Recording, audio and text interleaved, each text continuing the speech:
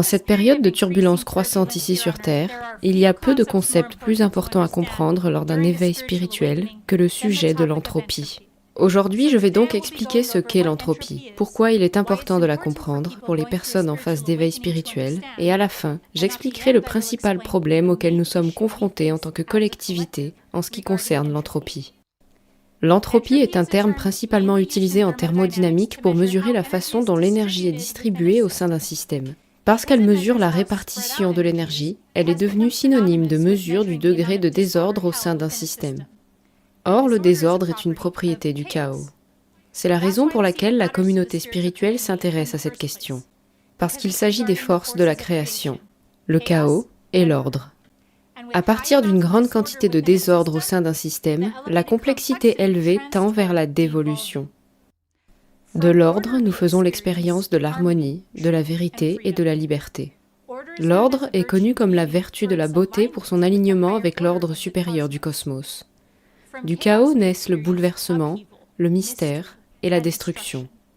Le chaos et l'ordre, ces deux états, qui ne sont pas sans rappeler nos propres poumons, constituent le mécanisme de contraction et d'expansion que l'univers utilise pour respirer. Grâce au chaos, tout peut être créé, pour le meilleur ou pour le pire. Le chaos est une énergie dynamique, non linéaire et volatile qui restructure. Il peut être utilisé comme moyen de propulsion ou de répulsion, et en effet, nous le voyons faire les deux à l'heure actuelle. Comme tous les bons médicaments, le chaos peut être un puissant guérisseur ou un dangereux poison. Tout dépend de son objectif. Le chaos peut être utilisé pour créer n'importe quoi, mais on ne peut rien créer sans le chaos. C'est la variable instable nécessaire pour modifier la structure. Le chaos n'est pas négatif en soi. Ce qui détermine sa finalité, c'est la manière dont cette force est utilisée. Ainsi, l'entropie ou le désordre au sein d'un système n'est pas négatif en soi, puisque la complexité qui génère le désordre peut conduire à l'évolution. Si nous considérons le concept le plus communément appelé Dieu comme un champ d'énergie, plutôt que comme un papa céleste personnifié, ce champ de conscience serait un générateur, un opérateur et un destructeur d'énergie. Le champ crée et modifie constamment dans le cadre de son évolution permanente. La trinité du générateur, de l'opérateur et du destructeur se retrouve dans tout l'univers. L'une de ses personnifications les plus connues est la trinité hindoue, Brahma, Vishnu et Shiva. Le thème des trois aspects de l'existence se retrouve non seulement dans la religion, mais dans la théosophie, le mysticisme et la nature. L'entropie génère donc beaucoup de désordre. Cependant, la chose la plus importante à comprendre en ce qui concerne l'entropie est de savoir si elle se mesure dans un système ouvert ou dans un système fermé. L'être humain est un système ouvert, ce qui signifie qu'il n'est pas isolé. Nous échangeons des informations et de l'énergie avec notre environnement. Nous sommes conçus pour cela. Ainsi, lorsque je parle d'entropie, le système auquel je fais référence est la conscience collective de l'humanité. L'entropie nous affecte donc différemment qu'un système fermé. Par exemple, l'entropie peut agir comme un puissant agent de neuroplasticité en restructurant les synapses du cerveau pour créer des connexions optimales, ce qui fait que des niveaux élevés d'entropie dans le cerveau sont en fait une signature d'intelligence et de conscience supérieure, car il a une plus grande capacité à recevoir, traiter et synthétiser l'information. En d'autres termes, dans un système ouvert, l'entropie crée plus de plasticité. En fait, dans un système ouvert, l'entropie augmente l'ordre biologique tout en diminuant l'ordre énergétique. Ce qui soulève la question, qu'est-ce que l'ordre ? J'ai mentionné que l'ordre est l'harmonie, la vérité et la liberté. Mais qu'est-ce que cela signifie ? Pour qu'un système, en l'occurrence le collectif, soit en harmonie, en vérité et en liberté, cela signifierait qu'il est cohérent. L'ordre, c'est la cohérence. Je définis la cohérence comme étant unificatrice et consciente, ce qui ressemble beaucoup à la conscience d'unité. L'ordre serait donc un système d'êtres conscients. Pour qu'il y ait un véritable ordre, il faut qu'il y ait des individus conscients. Il s'agit d'individus capables de rechercher la vérité dans tous les domaines de leur vie, de s'efforcer de connaître la vérité et de vouloir toujours s'aligner sur la vérité au mieux de leurs capacités, en dépit de leur système de croyances antérieur. Le deuxième aspect de l'ordre, c'est qu'il ne peut y avoir d'ordre et de système cohérent sans liberté. Et je ne parle pas de la liberté d'obéir à des maîtres ou de faire aveuglément confiance à des fonctionnaires et de faire semblant d'être éveillé. Je parle de souveraineté spirituelle.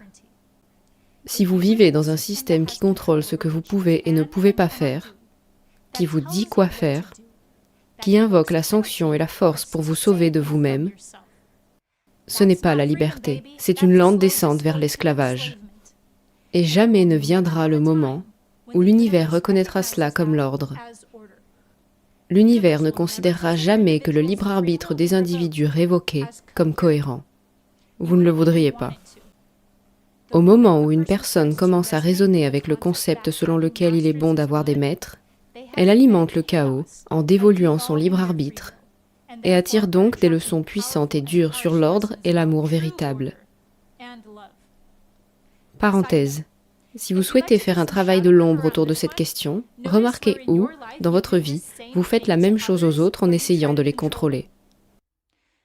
Il est donc très important de comprendre ce qu'est vraiment l'amour au cours d'un éveil spirituel, parce que l'amour est très mal représenté. L'amour est la conscience. Parce que l'amour est conscience, l'amour ne prendra jamais la forme du déni. Le déni est le contraire de la conscience. Il s'agit d'un rejet de ce qui est. Celui qui usurpe le contrôle ne se présentera jamais sous sa forme véritable. Ce n'est pas ainsi que fonctionne la manipulation. Tout le monde s'unirait immédiatement pour combattre les menaces communes de l'humanité, et ensuite, en s'unissant, ils se reconnaîtraient comme l'autre. Et c'est beaucoup trop de vibrations. Non, non, non. Pour conquérir un monde, il faut le diviser. Et devinez ce qu'est la division? L'entropie. Tout ce qui a été fait pour contrôler l'humanité est fait au nom de l'amour. Sachez-le profondément, parce que l'amour et l'ordre sont fortement imités en ce moment même. Personne ne va simplement dire à l'humanité « Nous voulons vous réduire en esclavage, vos traumatismes nous nourrissent ». Ils auront besoin d'habiller leurs intentions d'amour et d'ordre. Permettez-moi donc de décomposer cela. En thermodynamique, l'entropie est le degré de dispersion de l'énergie au sein d'un système. Mais en spiritualité, l'entropie est la fragmentation de la conscience d'un être. En termes occultes, l'entropie est le chaos. En termes simples, l'entropie est le fait de se disperser. Les unités de ce système, c'est-à-dire nous, s'efforcent d'atteindre la cohérence intérieure, c'est-à-dire l'ordre, en consolidant leur dissonance, ou bien, par défaut, leur conscience se fragmente en chaos. Et bien que ce ne soit pas la seule version de l'entropie, c'est celle à laquelle la communauté consciente fait référence lorsqu'elle parle d'entropie. Comme l'humanité est un système ouvert, et que l'entropie fonctionne différemment dans un système ouvert, l'énergie est dispersée et échangée avec notre environnement, ce qui produit de la flexibilité, laquelle mène à l'évolution. Ainsi, même si l'entropie entraîne une détérioration par la dispersion de l'énergie, elle est aussi un catalyseur pour plus de cohérence grâce à son expansion. C'est ici que les choses s'assombrissent. Vous vous souvenez que j'ai dit tout à l'heure que l'entropie fonctionnait différemment dans les systèmes fermés? Eh bien, lorsqu'un système ouvert comme les humains commence à s'entraîner et à adopter une réalité qui est coupée des autres et de la réalité en général, comme nous le voyons avec la réalité virtuelle ou l'isolement, que nous avons beaucoup expérimenté, énergétiquement, cela nous transforme en fait en un système fermé. Et l'entropie fonctionne différemment dans un système fermé. L'entropie dans un système fermé conduit à la décomposition, ce qui en fait une voie vers la dévolution. Il s'agira d'un thème très important pour la face cachée de l'ère du Verseau. Les réalités simulées sont présentées comme innovantes et révolutionnaires, mais ce qu'elles ont derrière elles, c'est un itinéraire tout à fait différent. Si vous voulez en savoir plus, dites-le moi dans les commentaires et je ferai une vidéo sur ce sujet. Les univers simulés s'inscrivent dans des lignes de temps, comme dans Vanilla Sky, qui déforment suffisamment la conscience organique pour qu'elle diverge vers un état de perte d'âme. Il y a des lignes de temps ascendantes et des lignes de temps descendantes. Les réalités virtuelles sont des lignes de temps descendantes qui génèrent beaucoup d'entropie en fragmentant notre conscience de la réalité. Et devinez qui se nourrit de cette énergie? Votre dispersion. Notre conscience se calcifie lorsque nous ne sommes pas connectés à notre environnement organique, vivant dans la réalité et se connectant aux autres en échangeant des informations avec notre environnement. Ainsi, dans les temps à venir, l'entropie conduit à l'atrophie de l'âme. Et vous ne pouvez pas avoir une connexion très puissante avec votre moi supérieur ou avec la force universelle de l'amour si vous ressentez son contraire, qui est le déni. Les individus qui consolident leur dissonance interne créent une unité interne. C'est ce que nous appelons la guérison. La guérison génère de la cohérence qui crée de l'ordre. De même, la dissonance cognitive génère une fragmentation qui conduit à une division interne. La force de l'amour et de la liberté crée donc l'unité interne. Lorsque vous avez l'unité interne, vous aurez la liberté externe. Vous aurez cette projection vers l'extérieur. Lorsque vous avez une division interne, vous aurez une projection externe de ce chaos. Et entre les deux, les forces de l'amour et du déni, de l'ordre et du chaos, de l'unité et de l'entropie. Nos vies sont les poumons que la création utilise pour se contracter et se dilater. Si vous souhaitez soutenir mon travail pour me permettre de le poursuivre, n'hésitez pas à vous abonner, partager, rediffuser cette vidéo et à faire un don sur Tipeee ou Liberapay, car l'intégralité de mes contenus est et restera gratuit. Je ne peux donc pas continuer sans votre soutien. Merci à tous et à très bientôt.